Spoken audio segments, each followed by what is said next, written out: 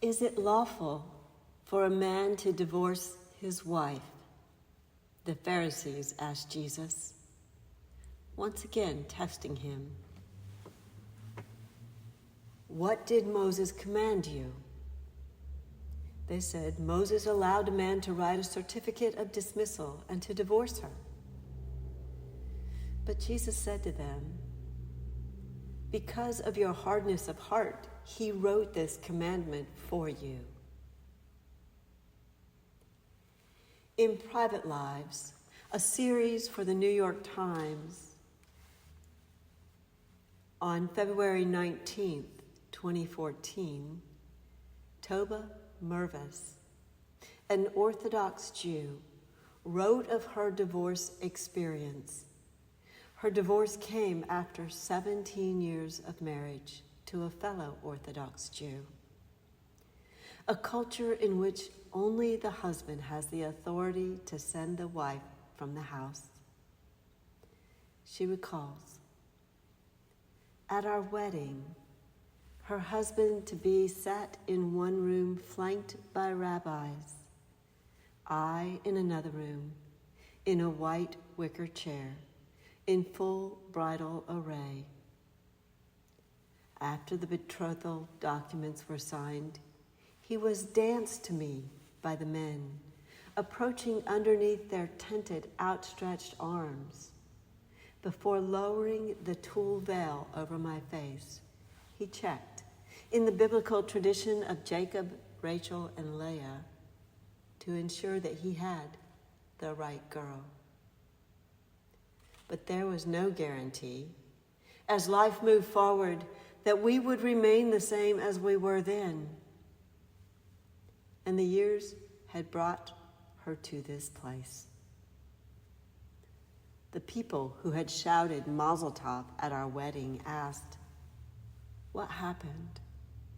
They wanted to hear the black and white explanation, not about the myriad shades of experience that move people apart. To get divorced was to shatter the wishful belief that to be Orthodox was to shield yourself from the discontent and disappointment that invaded marriages in the outside world. But it was hard, impossible really, to explain what went wrong. As I stood there before the rabbis, the divorce document was deemed correct and read aloud in Aramaic, dated the year 5772 from the creation of the world in the city of Boston by the ocean Atlantic. I, Tova Eliza, the daughter of David Moshe, was released from the house of my husband to have authority over myself. As instructed, I cupped my hands. The room was silent. The elderly white-bearded rabbi who had been appointed my husband's emissary didn't say a word. With a sharp, deliberate movement, he dropped the folded paper into my hands. As the ritual required, I clasped the document with exaggerated motions, then turned and ceremoniously walked from the room. At the sound of the door closing behind me, the divorce took effect. So did something new inside me. One separation made way for another. The divorce, I realized, was from more than my husband. It was also a break with a way of life in which I did not sufficiently believe. When I was summoned back inside, I was apprised of my new status in Jewish law as a divorcee. I was told I couldn't be alone in a room with my former husband. I couldn't drive alone in a car with him between cities or live in the same apartment building. I couldn't remarry for 90 days. I couldn't marry a man of the ancient priestly caste. Before I left, the head of the rabbinical court, looked me in the eyes. I met his gaze, steeling myself for judgment and rebuke. Instead, he told me a story. The temple altar, the Talmud says, weeps when a man divorces his wife. When a revered rabbi got divorced, his students came to him and asked, "How can this be? Does our tradition not teach that the altar weeps over a divorce?" The rabbi looked at his students. "Better the altar should weep than should I." All these rigid rules, all these unyielding laws, yet here too was the recognition of human pain. Here too was acceptance of human experience. It was this wisdom from my tradition that I wanted to hold on to, even as I left so much behind. "It is a new beginning," the rabbi told me kindly. "Don't look back. Go forth. Become the person you need to be."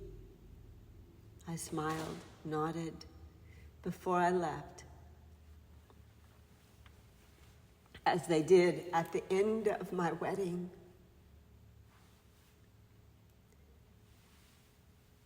As they did at the conclusion of the divorce ceremonies hundreds of years ago. The rabbis wished me Mazel Tov. As explained on Shabbat, a Jewish website, Mazel Tov is more than congratulations or good luck. Mazel is the term used in Jewish mysticism to describe the root of the soul. The mystics say that only a ray of our soul actually inhabits our body. The main part of our soul, our mazel, remains above, shining down on us from a distance. When we tell someone Mazel Tov, we are giving them a blessing. May this drip of inspiration from your soul above not dissipate, but rather have a positive and lasting effect, that from this event onward, you should live your life with higher consciousness. You should be aware of the blessings in your life and be ready to receive more and more. Tova Mirva's story sheds light on the ancient practice of divorce, where only men can write a certificate of dismissal and divorce.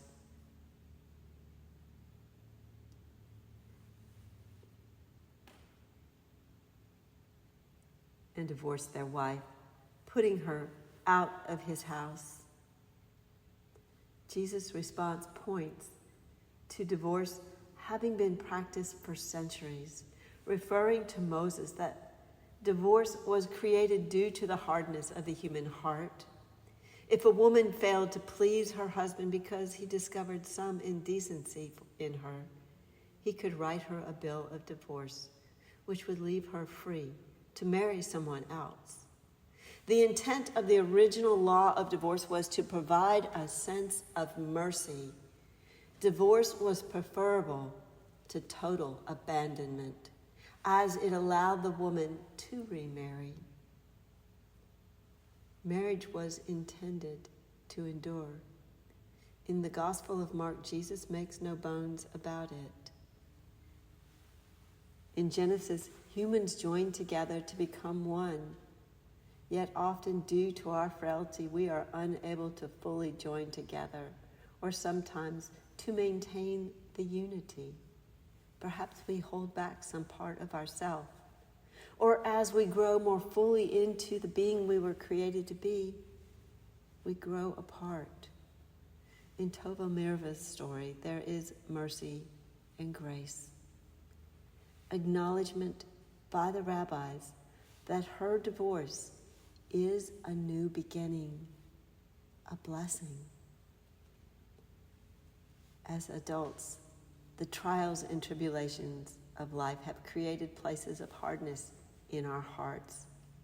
Yet wisdom, compassion, mercy, and grace are greatly needed in our world. The strife in the world is overwhelming.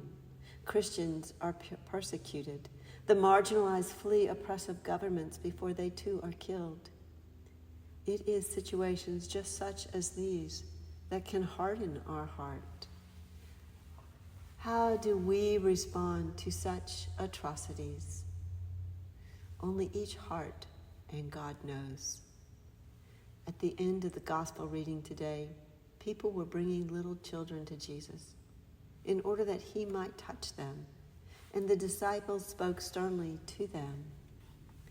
Indignant, Jesus says to them, "Let the little children come to me. Do not stop them, for it is to such as these that the kingdom of God belongs. Truly I tell you, whoever does not receive the kingdom of God as a little child will never enter it." There is an innocent acceptance to children.